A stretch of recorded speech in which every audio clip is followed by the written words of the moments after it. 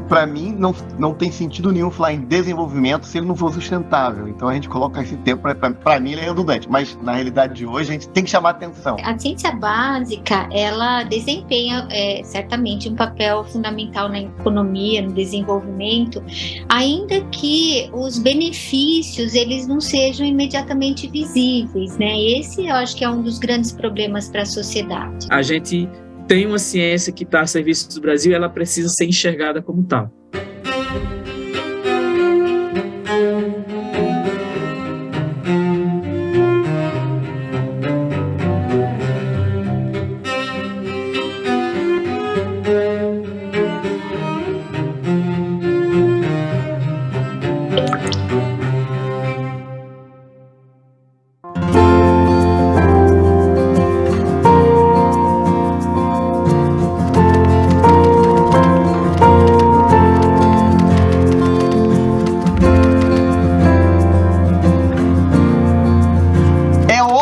Que a ciência básica, né, não preciso dizer aqui, é fundamental para o desenvolvimento, né?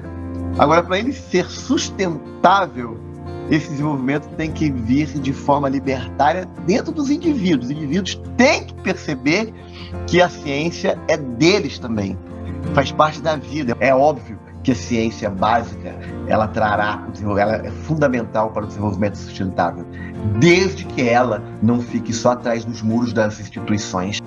É importante lembrar, né, que a ciência, eu acho que tem sido um dos pilares fundamentais na história da humanidade, sobretudo quando você entende aí que a ciência é uma ferramenta importante para permitir que a gente compreenda melhor, né, o nosso entorno, os desafios e mais do que isso, né, a melhor abordagem para que a gente faça da melhor forma a proteção à vida. Quando a gente olha para a ciência de uma maneira geral, não tem, Cris, como a gente não pensar em situações que a gente já viveu no Brasil, que foram frutos de investimentos, né, que está nessa nossa conversa, e de fortes impactos que foram determinantes a partir desses investimentos. E eu diria que muitos deles, sobretudo os mais impactantes, foram investimentos históricos em ciência básica. É óbvio que essa ciência ela contribui para a competitividade, vai contribuir para progresso tecnológico, melhoria de qualidade de vida, proporcionar soluções, né, para problemas específicos. Então, a gente pode até citar aí alguns casos dentro desses que eu falei, né? Então, se a gente pensar, por exemplo, em inovação tecnológica, né? Veja só, eu costumo dar esse exemplo que eu acho que é bem característico. Se a gente pensar na relatividade de Einstein, por exemplo, é uma pesquisa básica que foi feita em física há quantos anos atrás, né? Mas foi graças a ela, né, que a gente teve o desenvolvimento de algumas tecnologias, por exemplo, como energia nuclear, a tecnologia do GPS. Então, se não fosse a relatividade de Einstein, né, a gente não teria nada disso hoje. Quando Johanna Dobenheim, por exemplo, estudou a fundo como é que se fazia o uso de bactérias para impulsionar a fixação de nitrogênio na soja, muito provavelmente isso, a gente está falando de uma coisa que aconteceu na década dos anos 60, que teve um forte impacto, né, na produção, no avanço da agricultura brasileira. E olhe que naquele momento, você dizer que deixar de usar adubo químico por conta de uma vantagem em produção poderia parecer um sacrilégio, mas isso foi fundamental para preparar o Brasil, inclusive, para uma agricultura mais sustentável, né, que a gente vive nos dias atuais em busca. Então, está aí um exemplo claríssimo e concreto, junto com a nossa Embrapa e toda uma rede de pesquisadores que fundamenta muito bem a importância da pesquisa básica. E se a gente for pensar, por exemplo, no caso da Embrapa, a Embrapa ela está diretamente ligada ao Ministério da Agricultura, né? E é uma agência que recebe, então, alguns outros fundos de investimento, né? Mas mesmo assim, ela também depende do investimento do governo federal, que é disponibilizado pelo MCTI. Entende? Então, se a gente não tem esse tipo de investimento, como é que a gente vai ter pesquisas nessa área? Como é que a gente vai conseguir contribuir para avanços em áreas como saúde, em áreas como agricultura, que vão contribuir aí para erradicar a pobreza e erradicar a fome. A gente tem avanços com impacto direto na qualidade de vida da população e também na competitividade do Brasil no âmbito global. Se a gente for ver várias das ações, né, dos desenvolvimentos que são gerados pela Embrapa, tem reconhecimento mundial, né? Então, a ciência brasileira, ela produz pesquisa de relevância. A ciência é de qualidade, o impacto social dela é muito baixo. Porque muitas das coisas, né, quando você pensa, eu acho até que né, se a gente pegar, por exemplo, vamos pegar na agroindústria, né, que é onde eu estou inserido aqui. Cara, o que a Embrapa fez foi sensacional, né? Aumentou a produtividade brasileira da soja, por exemplo, entendeu? Com o estudo da Embrapa. Agora, o quanto que isso ajudou quem mora lá no bairro pobre? De forma direta. Alguém argumentar, não, veja bem. Agora, a elite ruralista se empaturrou de ganhar dinheiro com um resultado feito pela ciência básica. Não só da Embrapa, né? Dentro das universidades. O que as universidades, não tem um exemplo da Embrapa, mas a Embrapa, as pessoas são formadas dentro da universidade, então falando do contexto. O que a ciência brasileira agregou de valor no agronegócio foi altamente impactante. Agora, o quanto que o agronegócio está resolvendo os problemas sociais? Quando o Brasil passou a integrar, no início de 2000, o projeto internacional voltado para decifrar o genoma humano, com mais outros 18 países, os nossos pesquisadores, 3 anos depois, lá em 2003, foram parte importante dessa colaboração internacional tão importante da ciência global para sequenciamento do DNA humano, né? E a partir dali a gente conseguiu desenvolver várias coisas. No Brasil, por exemplo, o grupo do projeto Genoma Humano, né, capitaneado ali na USP, foi fundamental para fazer o sequenciamento da bactéria Xylella fastidiosa, que é uma das pragas que assola aí a produção de laranja no Brasil e em vários países do mundo. E não custa lembrar projetos transformadores e estruturantes como o Sirius, né, que está lá numa das unidades de pesquisa do MCTI, o novo anel de luz síncroton, que vai ser fundamental para várias ações que, inclusive, vão ter repercussão fortemente na nossa indústria. Então, qual que é a importância da ciência nesse desenvolvimento? Primeiro é que ela vai libertar as pessoas, né? Vai libertar as pessoas, né, de algumas amarras, né? E a sociedade nos impõe, que enfim, que a própria natureza social do homem às vezes nos impõe. Eu vou te dar um exemplo.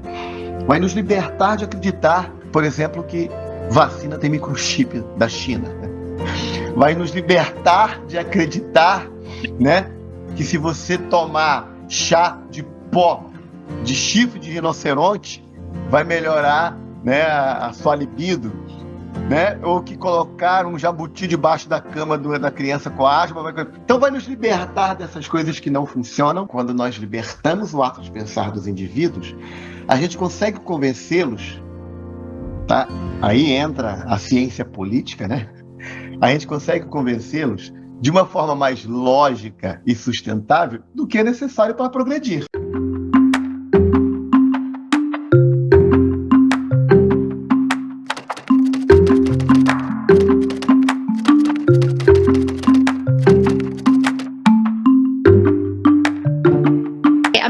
Se a gente pensar em energia renovável, né? Olha o potencial que o nosso país tem em termos de produção de energia renovável. Se a gente pensar só na energia solar e eólica, a impulsão é super grande. Energia eólica, para a gente ter uma ideia, o Brasil ele praticamente saiu, se eu não me engano, acho que da 13ª posição há 10 anos atrás para a 6ª posição.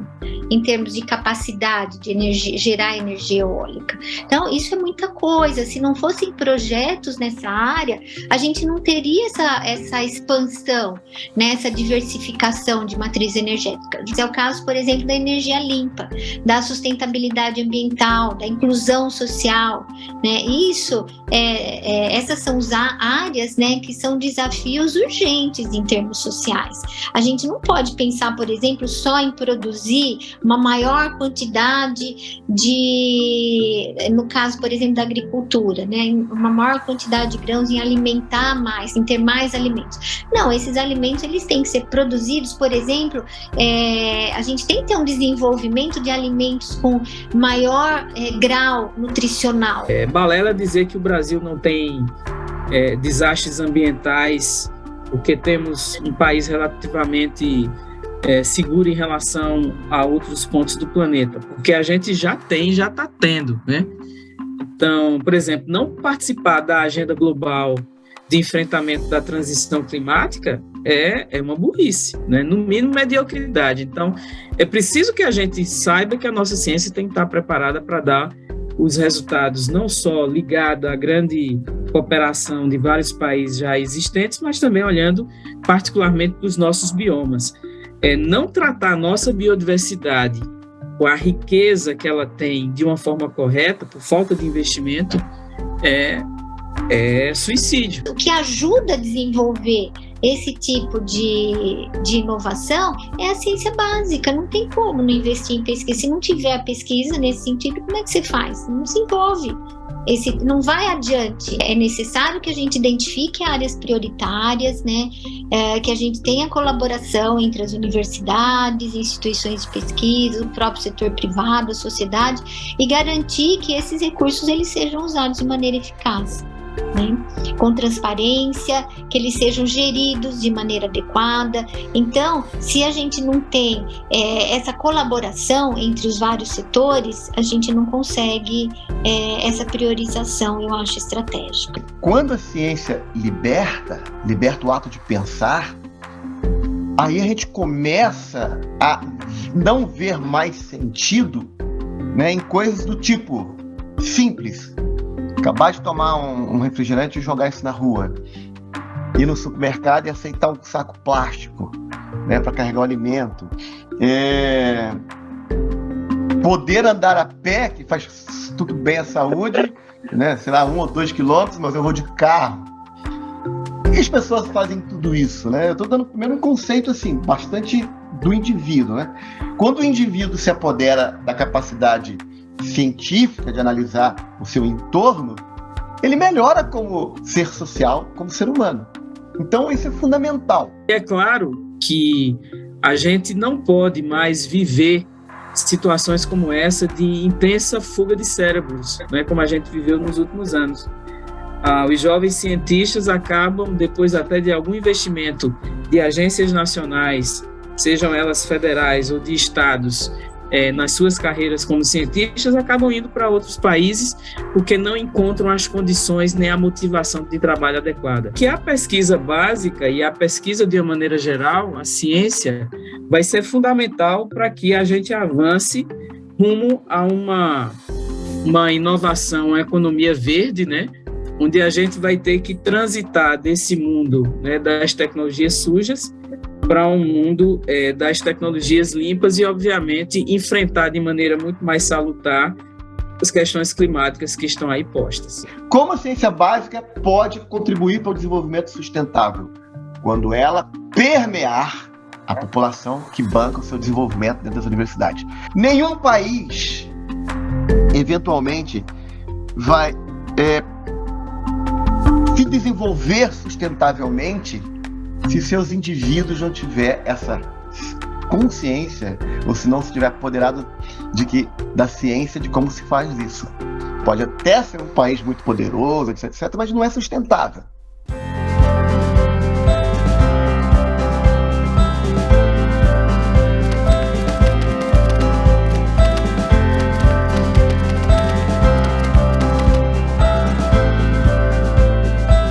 Quando a gente fala em erradicação da pobreza, que é um dos objetivos globais, um dos ODS, E quando a gente considera que a erradicação da pobreza tem que dialogar com uma nova modalidade de crescimento econômico, inclusive com sustentabilidade, imediatamente a gente puxa pelo menos 2 outros ODS, né?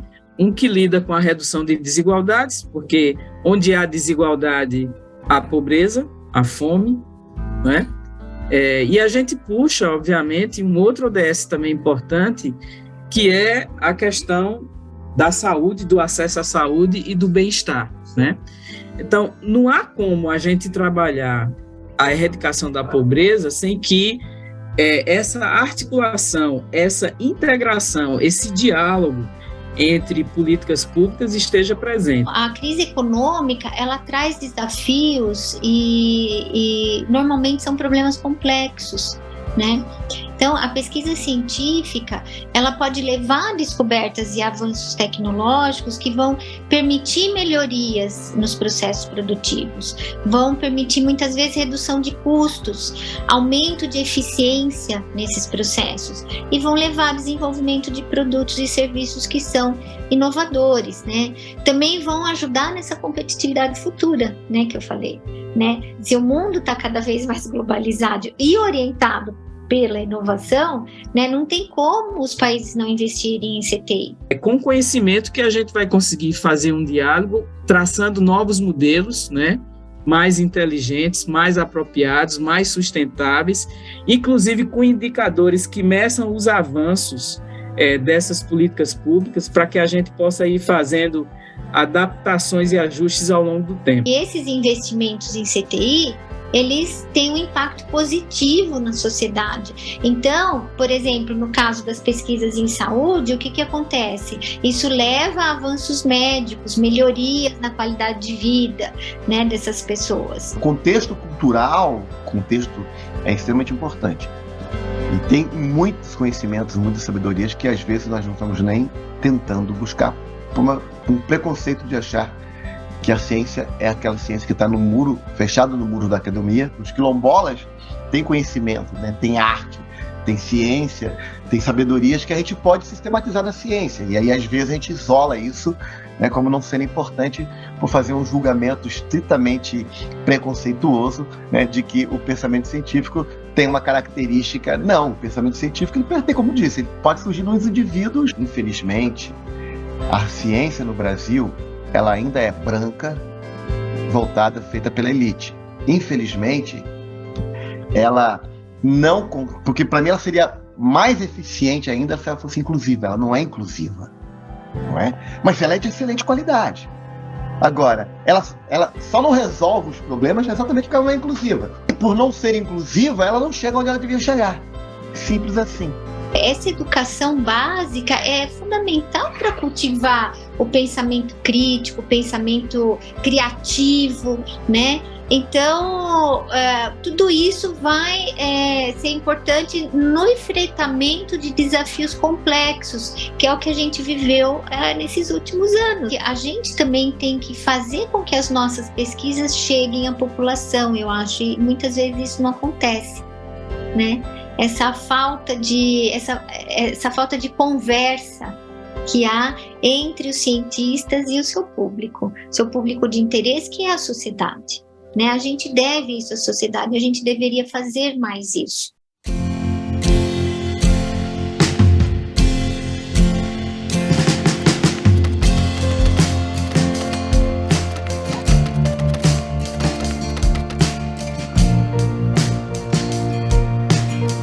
Nós temos uma excelente estrutura de pesquisa, poderia ser melhor, mas assim, normalizando pelo que nós temos, tá?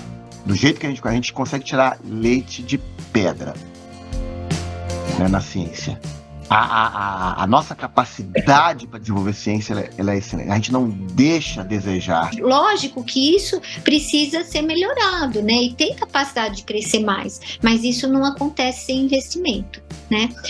Mesmo no desenvolvimento social, a gente tem Bolsa Família, a gente tem o programa Minha Casa Minha Vida, tudo isso são exemplos de projetos nessa área que visam combater pobreza, melhorar a educação, outros melhorar a saúde. Então, projetos na área de desenvolvimento social. O investimento em ciência básica tem sido fundamental para que várias ações possam ocorrer de forma integrada, avançando em áreas estratégicas do conhecimento e resultando aí em impactos importantes na economia, na sustentabilidade e no bem-estar social.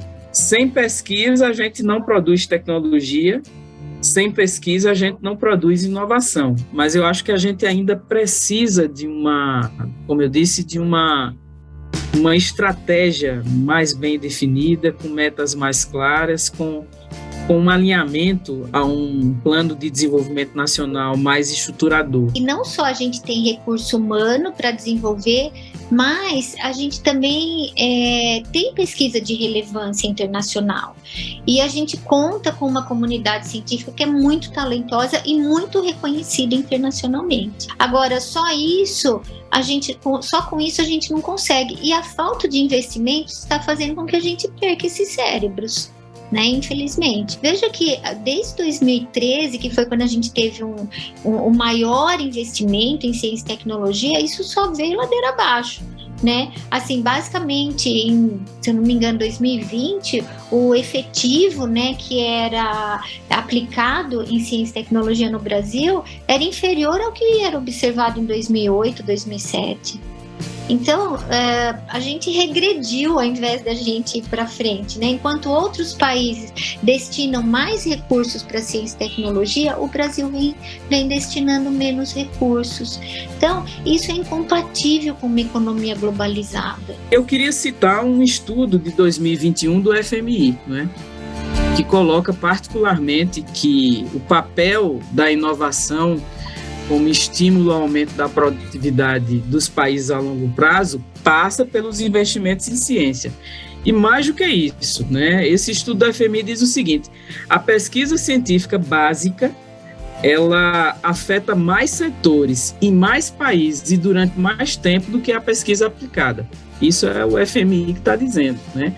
E é importante dizer que se um país, segundo o relatório do FMI, investe permanentemente e faz esse recurso crescer de maneira contínua, né, o aumento da riqueza bruta desses países cresce em taxas bastante significativas, dependendo do volume de investimento que esses países façam. Com esses anos que a gente teve, né, com os problemas da Covid, vários países investiram mais em ciência e tecnologia. Aplicaram mais dinheiro, foi o caso do Reino Unido, aplicou mais dinheiro, Japão aplicou mais dinheiro e o Brasil aplicou também. Mas, olha, não dá para comparar, enquanto o Reino Unido foram 11% a mais que foi investido em ciência e tecnologia, o Brasil não chegou a 2%. Eu acho que na pandemia a gente tem muitos bons e muitos maus exemplos para usar, né, daqui para frente. Certamente que um não bom exemplo é você dispersar e achar que ciência não é hora de investir em hora de crise. Muito pelo contrário, eu acho que, especialmente em tempos de crise, né, a gente tem a oportunidade de rever as nossas prioridades, viabilizar com maior clareza novas estratégias para a superação de problemas complexos como esse que a gente viveu na crise sanitária. E dentre os bons exemplos, né, é bom que a gente lembre e sempre continue a lembrar, em primeiro lugar, que a saída efetiva da crise sanitária foi influenciada pelo quê? Pela capacidade humana de rapidamente produzir vacinas, medicamentos, equipamentos, condutas, práticas que foram disseminadas globalmente para lidar com a Covid. Em última instância, buscando salvar vidas. Sem ciência básica, você não compete numa num cenário globalizado, entendeu? Então, é uma pena que isso esteja acontecendo em nosso país. A ciência no Brasil, ela sim desempenha um papel relevante no desenvolvimento sustentável do país, mas a gente tem que fortalecer e ampliar os investimentos, melhorar a infraestrutura, né?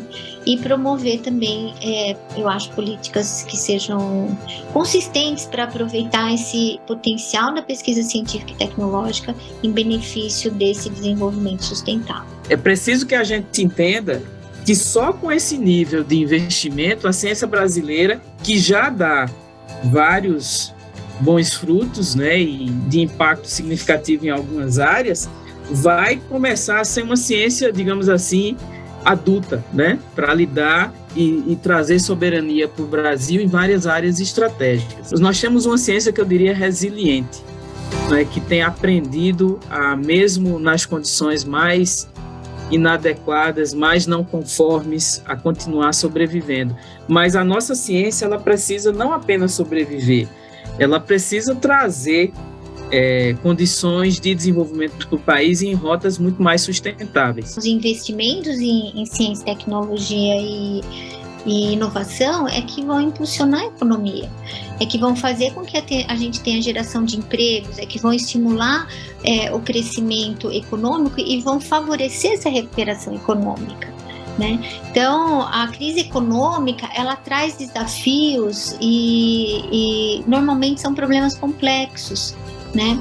Então, a pesquisa científica, ela pode levar a descobertas e avanços tecnológicos que vão permitir melhorias nos processos produtivos. No meu entender, falta uma política de Estado integradora que dê ênfase a essas coisas que estão legitimadas nas leis e traga, de fato, o Brasil para um patamar de atuação, de investimento na ciência, de uma maneira muito menos vulnerabilizada, né, cheio de ciclos de descontinuidades em termos de investimentos, né? Quando a gente olha para um problema complexo, que é esse de lidar com os desafios das mudanças climáticas, nós estamos falando de ter um grande programa estratégico do país nessa área, com investimentos de curto, médio e longo prazo, com capacidade de planejamento que possa contar com grandes infraestruturas e não com um conjunto de projetos fragmentados sem uma estratégia por trás. A gente vai precisar muito fortemente trabalhar numa governança, eu diria, digamos assim, mais estável, né, para que esse nosso sistema possa continuar contribuindo com o país. A gente tem que chegar a um acordo, e para mim esse acordo é social, de que a evolução do nosso país passa pela evolução, né, da liberdade dos indivíduos, né, cientificamente, ou seja, ele tem que ter a sua dignidade, ele tem que se alimentar bem, né, tem que ter acesso ao alimento de qualidade, a um salário digno, a uma saúde decente e ser livre para pensar ciência. Quando nós libertamos o ato de pensar dos indivíduos, a gente consegue convencê-los, tá? Aí entra a ciência política, né? A gente consegue convencê-los de uma forma mais lógica e sustentável do que é necessário para progredir.